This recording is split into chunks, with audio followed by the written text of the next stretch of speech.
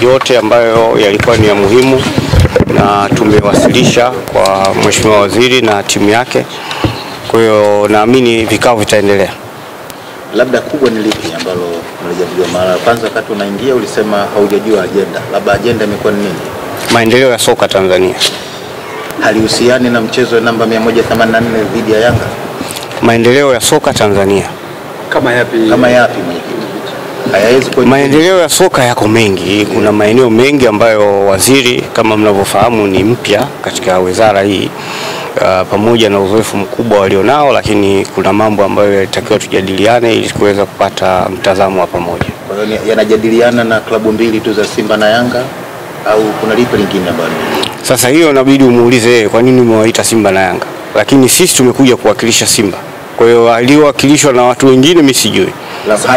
Kwanza sijui hata kama Yanga wameitwa. Mwenyekiti, na katika majadiliano yenu kwenye kikao mmefikia hatua gani?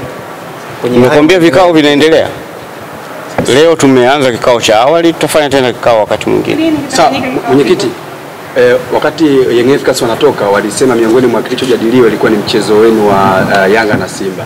Labda nyinyi kwenye hayo majadiliano na kile ambacho ulichokisema kama ni maendeleo ya mchezo wa mpira wa miguu nchini, na ukasema kwamba waziri ni mpya kwenye wizara, kwa hiyo kuna mambo mengi ambayo alikuwa anataka kuyafahamu kutoka kwenu.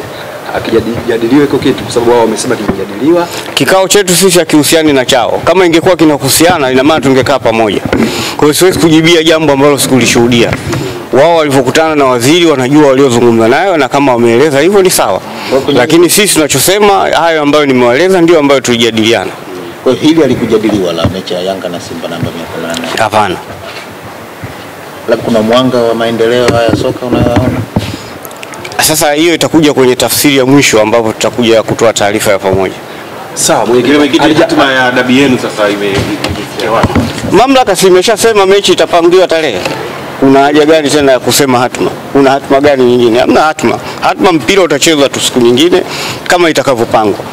Wao wanashikilia kanuni, lakini kanuni hiyo inaipa mamlaka bodi ya ligi kubadilisha mchezo muda wote pale ambapo wanaona inafaa. Sasa uwezo ukachukua sifa ya tembo ukachagua kwa kulitaja sikio au mguu peke yake. Ukitaja tembo inabidi umchukue wote. Kwa hiyo kanuni hizo kuna vipengele zaidi ya 54. Sasa unawezaje wewe kutumia kipengele kimoja tu peke yake? Inabidi uwe na fikra nzuri zaidi. Niwatakie jioni njema, asanteni sana.